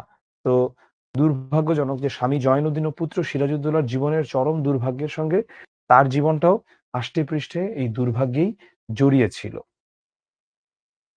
১৭৪৮ সালে আফগান অধিপতি আহমদ শাহ দুররানি পাঞ্জাব আক্রমণ করলে নবাব আলীবর্দীর আফগান সৈন্যবাহিনী বিদ্রোহী হয়ে ওঠেন এবং পাটনা অধিকার করেন। বিদ্রোহীরা নবাবের বড় ভাই হাজী আহমদ ও জামাতা জয়নুদ্দিনকে হত্যা করেন।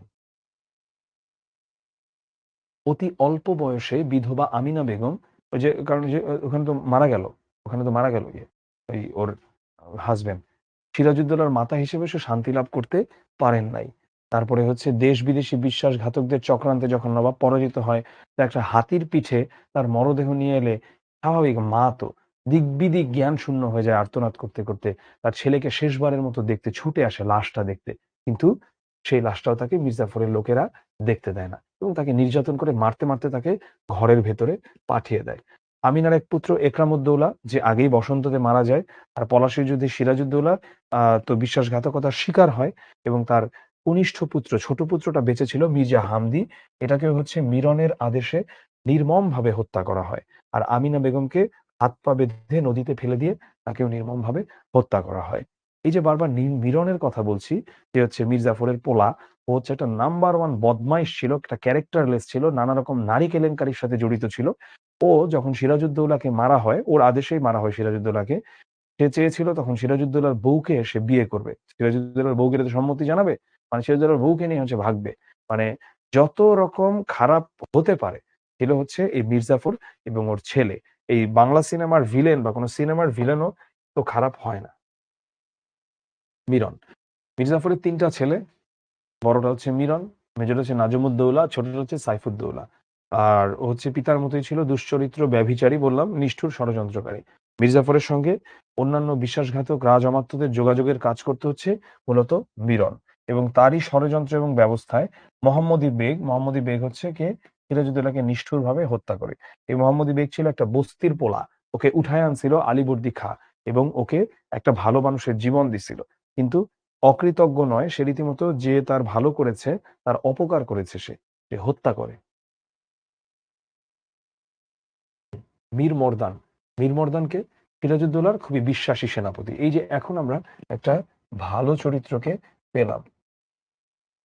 সিরাজউদ্দৌলার অত্যন্ত বিশ্বস্ত এক সেনাপতি তিনি ছিলেন। পলাশীর যুদ্ধে তিনি অসাধারণ বীরত্বের পরিচয় দিয়েছিলেন। এই অকুতোভয় বীর যোদ্ধা যুদ্ধ করতে করতে ইংরেজ শিবিরের দিকে এগিয়ে যাওয়ার সময় তার উরুতে গোলার আঘাত লাগে।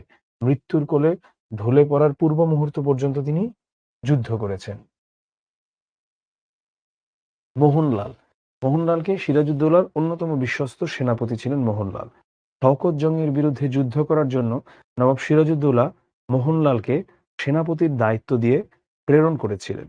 আচ্ছা, সেই যুদ্ধ তিনি জয়ী হয়েছিলেন। তিনিও হচ্ছে আবার আরো একজন ভালো চরিত্র।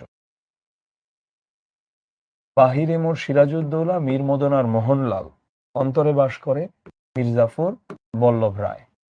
গানের লাইন এটা। এই যুদ্ধে তিনি জয়ী হয়েছিলেন। একসময় তিনি নবাবের প্রধানমন্ত্রীর পদে অধিষ্ঠিত হন। পলাশীর যুদ্ধে মীর মর্দান গোলার আঘাতে মৃত্যুবরণ করলে মোহনলাল ফরাসি যোদ্ধা সাফরেকে সঙ্গে নিয়ে বীর দর্পে ইংরেজদের বিরুদ্ধে যুদ্ধ চালিয়ে যান। আচ্ছা, তাহলে এখানে কি করেন?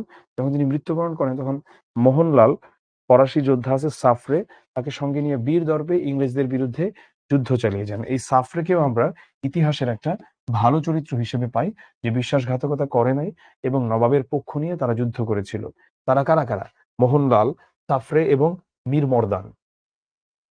কিন্তু মির্জাফর ও রায়দুর্লভের পরামর্শে সিরাজ মোহনলালকে যুদ্ধ বন্ধ করার নির্দেশ দেন। কারণ এখানে মির্জাফর এবং রায়দুর্লভ নবাবকে বলেছিল যুদ্ধ বন্ধ করার কথা বলতে। আসলে একের পর এক ভুল ডিসিশন দিয়েছে। আর নবাবও কিছু মানুষকে চিনতে ভুল করেছে। সে চিনতে ভুল করেছে বলে সে আসলে চায় নাই যে ওদের কথাগুলো ফেলতে। তাই যখন সে মির্জাফর আর রায়দুর্লভ তাকে বলল যুদ্ধ বন্ধ করেন, তখন যেখানে সাফরে আর মোহনলাল যুদ্ধ করছিল এবং তারা ঠিকঠাক যুদ্ধ করছিল, নবাব তাদেরকে যুদ্ধ বন্ধ করতে বলে। নবাব নিজেও আসলে কনফিউজড হয়ে যায়, পাজলড হয়ে যায়। কারণ একেকবার একেক কথা আসছে একেকজনের কাছ থেকে। এবার আসি আমরা মোহাম্মদী বেগকে নিয়ে। এই মোহাম্মদী বেগকে, যে হচ্ছে নবাব সিরাজউদ্দৌলার খুনি। মোহাম্মদী বেগ খুবই নিচু প্রকৃতির একটা মানুষ ছিল। একটা ট্রু ছোট লোক বলতে যা বোঝায় ও ছিল সেইটা।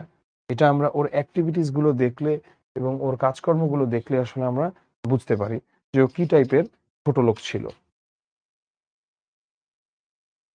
মোহাম্মদী বেগ পলাশীর যুদ্ধে যখন দেখো সিরাজ যখন পরাজিত হয়, তখন সিরাজ ওর স্ত্রী কন্যা সহ পাটনার উদ্দেশ্যে রওনা দেন। তো পাটনার উদ্দেশ্যে রওনা দেয়, ঠিক আছে, বিধির বাম সেখান থেকে আসলে পারে নাই পালাইতে। তো মির্জাফরের ভাই মীর দাউদ সপরিবারে নবাবকে বন্দি করে রাজধানীতে নিয়ে আসে। দেখো মির্জাফরের পোলা, ওর ভাই, প্রত্যেকটা কালপ্রিট, প্রত্যেকটা শয়তান। তো যেহেতু গণবিক্ষোভ হতে পারে, মানে মানুষ বিক্ষোভ করতে পারে, তাই ক্লাইভ দ্রুত সিরাজকে হত্যা করতে চায়। তখন মিরনের আহ্বানে মোহাম্মদী বেগ সিরাজকে হত্যা করতে রাজি হয়। অথচ সিরাজের বাবা মির্জা জয়নুদ্দিন এই অনাথ ছিল মোহাম্মদী বেগ, একে আদর যত্নে মানুষ করেছিলেন। এই জয়নুদ্দিনের ছেলে সিরাজউদ্দৌলাকেই ও নিজ হাতে নৃশংসভাবে, নিষ্ঠুরভাবে সে পিটায় মেরে ফেলে এবং ছুরি দিয়ে সে মেরে ফেলে। 2 জুলাই 1757 সালে বাংলার শেষ স্বাধীন নবাব সিরাজউদ্দৌলা শহীদ হন। এবার আমরা সেই রাজবল্লভ। রাজবল্লভ ছিলেন বাঙালি তো তিনি বটেই। তো তিনি বিশ্বাসঘাতকদের একজন। আহ ঘসেটি বেগমের স্বামী নওয়াজিশ খাঁর সাথেও তিনি কাজ করেছেন। ঘসেটি বেগমের সাথে তার একটা সখ্যতা গড়ে ওঠে। তো ঘুরে ফিরে তিনিও নবাবের বিরুদ্ধে ষড়যন্ত্রে লিপ্ত ছিলেন। লুৎফুন্নেসা, এটা হচ্ছে নবাব সিরাজউদ্দৌলার স্ত্রী। তার বাবার নাম ছিল মির্জা ইরিজ খান। মির্জা ইরিজ খানের কন্যা ছিলেন তিনি। তো তার বিয়েটা যদিও মহা ধুমধামের সাথে সম্পন্ন হয়, কিন্তু সত্যিকার অর্থেই তার জীবনটা আসলে অতটা সুখের হতে পারে নাই।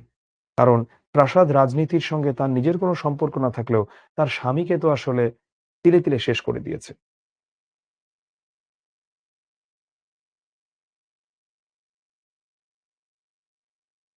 এবারে আমরা দেখি তার কিভাবে মৃত্যু হয়েছিল।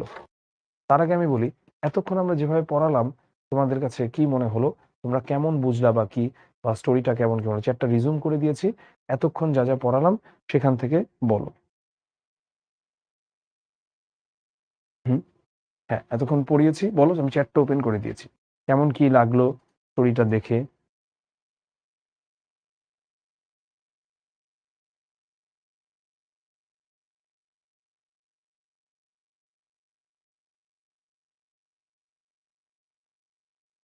শর্ট মানে হচ্ছে আবু তালিব ধরো ভণ্ডামি, এমন আর কি, বাটপারি করা, এটা বলতে পারো। আমি যা যা বলছি এর বাইরে কোনো সৃজনশীল আসবে না।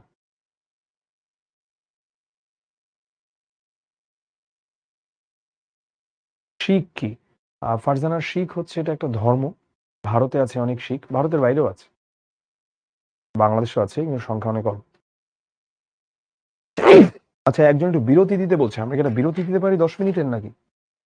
তোমরা বলো তো, বিরতি দিব?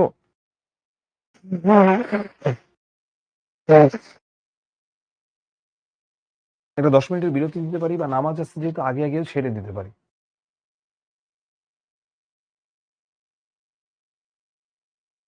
হ্যাঁ, বর্তমান চিত্রও তাই, পৃথিবীটাই তো এমন। হুম। আর সিরাজউদ্দৌলাকে কেন স্বাধীন নবাব বলা হয়, ইরিন যে এই প্রশ্নটা করেছে, কারণ ইরিন আমাদের এরপরে তো ইংরেজদের শাসন শুরু হলো, তো আমরা তো তখন আর স্বাধীন ছিলাম না, ও তো আরেক দেশের, এখানে এসে পাকনামি করতে আসছে, এই তো। জৈন ধর্মটা বুঝিনি, এটা একটা ধর্ম, এটা আবার বোঝার কি আছে? আমি যদি বলি যে খ্রিস্টান ধর্ম কি বলো, এরকম আর কি, এটা একটা ধর্মের নাম। তা আগে আগে ছেড়ে দিই, এটাই ভালো হয় মনে হয়। আচ্ছা, আমি একটু দেখি, হ্যাঁ, ক্লাসটা হচ্ছে কতটুকু পর্যন্ত বাকি। আজকে ক্লাসের টাইমিংটা আমি দেখি সবকিছু দেখে, তারপর যদি মনে হয় যে একটু আগে আগে তোমাদেরকে ছেড়ে দেওয়া যায়, তাহলে আমরা একটু আগে আগে ছেড়ে দেবো, সমস্যা নেই। তা আমাদের ক্লাসটা ঠিক 1টা পর্যন্ত। তো যেহেতু আমাদের ক্লাসটা 1টা পর্যন্ত, তাহলে আমরা এখন একটা ছোট্ট 10 মিনিটের ব্রেক নিতে পারি। 12:30 বাজে এখন। আমরা একটা 10 মিনিটের ব্রেক নিই।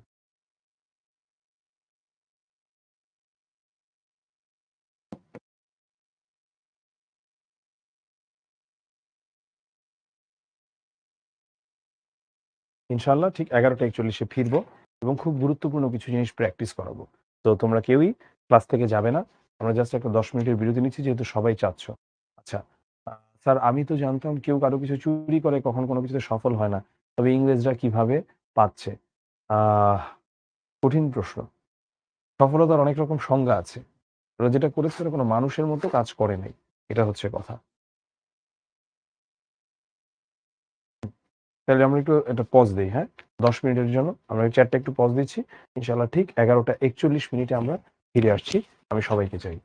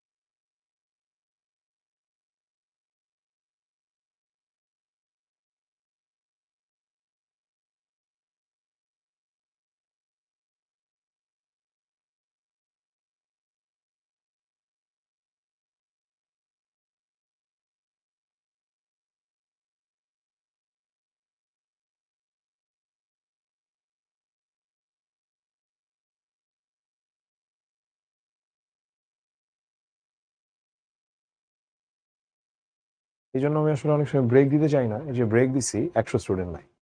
যাই হোক, আমরা এখন দেখব কিছু গুরুত্বপূর্ণ চরিত্রের পরিচিতি, যারা লাস্ট মোমেন্টে জীবনের শেষে তাদের পরিণতি কি ঘটেছিল সেটা এখন আমরা দেখব। প্রথমে আসা যাক আলীবর্দী খাঁ। আমরা জানি উনি সাধারণ মৃত্যুবরণ করেছিলেন 80 বছর বয়সে। সিরাজউদ্দৌলা কিভাবে মৃত্যুবরণ হয় সেটা বললাম, 2রা জুলাই 1757 সালে, এবং তিনি মৃত্যুবরণ করেন মূলত আসলে তাকে হত্যা করা হয়। মোহাম্মদী বেগ টাকার জন্য তাকে খুন করে। নারায়ণ সিং, হচ্ছে ক্লাইভ নিজে গুলি করার সঙ্গে সঙ্গে নারায়ণ সিং এর মৃত্যু হয়। এরা ছিল সিরাজের পক্ষের লোক। নারায়ণ সিংকে নিয়ে যদিও আলাদা করে ওখানে পড়ায়নি। মীর জাফর কুষ্ঠ রোগেও সারা শরীর পচে মারা গেছে। ঘসেটি বেগম তো মিরনের চক্রান্তে আলটিমেটলি কি করে বুড়িগঙ্গা ও শীতলক্ষা নদীর মধ্যে ফেলে দিয়ে মেরে ফেলছে। মোহাম্মদী বেগ এই যে মারছিল নবাবকে, কি হয়েছে ওর লাস্টে? জনগণকে এত অপমান করছে, এত অপমান করছে, লাস্টে এটা নিতে পারেনি, ও তারপর আত্মহত্যা করে কূপে। এরপরে লর্ড ক্লাইভ ভারত লুণ্ঠনের বিপুল অর্থ, সে কত ছিল একটা চোর, ব্রিটিশ কোষাগারে না রেখে আত্মসাৎ করার অপরাধে অভিযুক্ত হয়। লজ্জায়, অপমানে ও জীবনের শেষের দিকে সে ক্লিনিক্যাল ডিপ্রেশনের একজন রোগী ছিলেন। পরবর্তীতে সে আত্মহত্যা করে। মিরন, এই মানে শয়তানটা, ওর বাপ একটা শয়তান ছিল, একটা শয়তান, ওর বাপ একটা শরীর পচে গলে মরছে। ও হচ্ছে বজ্রাঘাতে মারা যায় অকালে। অ্যাডমিরাল ওয়াটসন পলাশির যুদ্ধের 2 মাস পরে অসুস্থ হয়ে কলকাতায় মারা যান। উমিচাঁদ টাকার শোকে পাগল হয়ে পথে পথে ঘুরে অকালে মারা গেছে উমিচাঁদ। টাকার শোকে পাগল হয়ে পথে পথে ঘুরে অকালে মারা গেছে উমিচাঁদ। এখন এই উমিচাঁদের কাহিনীটা আবার ইন্টারেস্টিং। এই উমিচাঁদ নিজে এত ধনী, কিন্তু যখন আসলে মানুষ টাকার নেশায় পড়ে যায় তখন আচ্ছা, এই চ্যাটটা ওপেন করে চলে গেছে কে? ওয়েট, চ্যাটটা অফ করি। হ্যাঁ, গত 20 মিনিট হিমালয় আলাদা করে তেমন কিছু পড়ানো হয়নি, কারণ 10 মিনিট বিরতি ছিল। আচ্ছা, উমিচাঁদ নিজে হচ্ছে যথেষ্ট ধনী ছিলেন, কিন্তু এরপরেও 2 লক্ষ টাকা তাকে দেওয়া হবে এইরকম একটা লোভে সে হচ্ছে তখন তোমার ক্লাইভের সঙ্গে যায়। এখন ক্লাইভ যেটা করে, ও তো ছিল চোরের উপর বাটপার। ও হচ্ছে তোমার 2টা দলিল রাখে, একটা দলিল থাকে রিয়েল আর একটা দলিল থাকে ফেক। মূলত ফেক দলিলটাতে হচ্ছে সিগনেচারটা করায়। যখন সিরাজের পতন ঘটেছে, সবকিছু ডান, ইংরেজরা ক্ষমতা এসেছে, তখন উমিচাঁদ হচ্ছে ক্লাইভের কাছে আসে টাকা চাইতে। ক্লাইভ আকাশ থেকে পড়ে, টাকা? কিসের টাকা? উমিচাঁদ তো ব্যাক করলো, এগুলো কিসের টাকা মানে? আমার টাকা? তুমি কিসের টাকা? কই, এগুলো নিয়ে তো কোনো কথাই হয় না আমার সাথে, তুমি পাগল হয়েছো নাকি মিয়া? উমিচাঁদ, আরে দলিল আছে, ফাইজলামি করতেছো নাকি তুমি ক্লাইভ? তো কই কিসের দলিল আনো তুমি, তোমার দলিল? ক্লাইভ দলিল আনো। তখন ক্লাইভ কই, ফাইজলামি করো মিয়া, তুমি এটা একটা ফেক দলিল নিয়ে আসছো। উমিচাঁদ এই কষ্ট সহ্য করতে পারে নাই। সে শেষ জীবনে পাগল হয়ে যায়। শেষ জীবনে না, সেই কষ্টটা নিতে পারে না, টাকার কষ্টে সে পাগল হয়ে যায়। পরে সে পথে পথে ঘুরে পাগল হিসেবে সে মারা যায়। ওয়াটস দেশে ফিরে যান, অকালে মৃত্যুবরণ করেন। জগৎ শেঠ, রায় দুর্লভ, হিয়ার লতিফ, এরা মীর কাসিম তাদের 3জনকে আলাদা 3টি বস্তায় বেঁধে জীবন্ত গঙ্গায় ফেলে দিয়েছিল। কত বড় বড় কথা ছিল এদের। এরা হচ্ছে তোমার নবাবকে ধার দেয়, এই করে সেই করে। শওকত মানে ঘসেটির ছেলে শওকত জং, পলাশির যুদ্ধের পর কোম্পানি তাকে বরখাস্ত করে। সেই অপমান সহ্য করতে না পেরে ইংল্যান্ডের রাস্তায় হৃদযন্ত্রের ক্রিয়া বন্ধ হয়ে মারা যায়। কি হয়? হৃদযন্ত্রের ক্রিয়া বন্ধ হয়ে মারা যায়। মীর কাসিম শেষ জীবনে দিল্লির রাস্তায় রাস্তায় ভিক্ষা করতে মরেছিলেন মীর কাসিম। তো মৃত্যুকালে সিরাজের মুষ্টিবদ্ধ হাত কিসের প্রতীক? তোমরা একটু চ্যাটে অ্যান্সার দিবা। হ্যাঁ, এই অ্যান্সার গুলোর পরে আমরা আজকে আমাদের ক্লাসটা শেষ করে দিব। তোমরা অ্যান্সার দেওয়ার সময় তোমরা অবশ্যই একটু প্রথমে প্রশ্নের নাম্বারটা লিখবা, যদি এখানে প্রশ্নের নাম্বারটা দেওয়া নাই, বাট আমি তাও লিখে দিচ্ছি এখানে। তো এটা আমরা 1 নম্বর প্রশ্ন। হ্যাঁ, 1 নম্বর প্রশ্ন।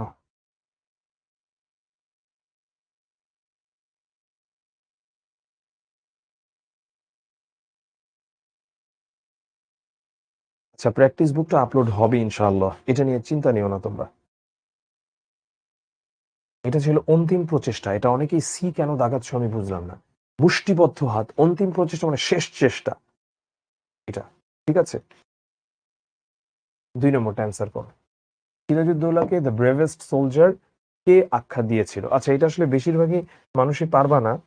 এটা হচ্ছে তাকে দিয়েছিল ব্রেভেস্ট সোলজার আখ্যা দেওয়া হয়েছে সিরাজউদ্দৌলাটাকে মীর মর্দানকে।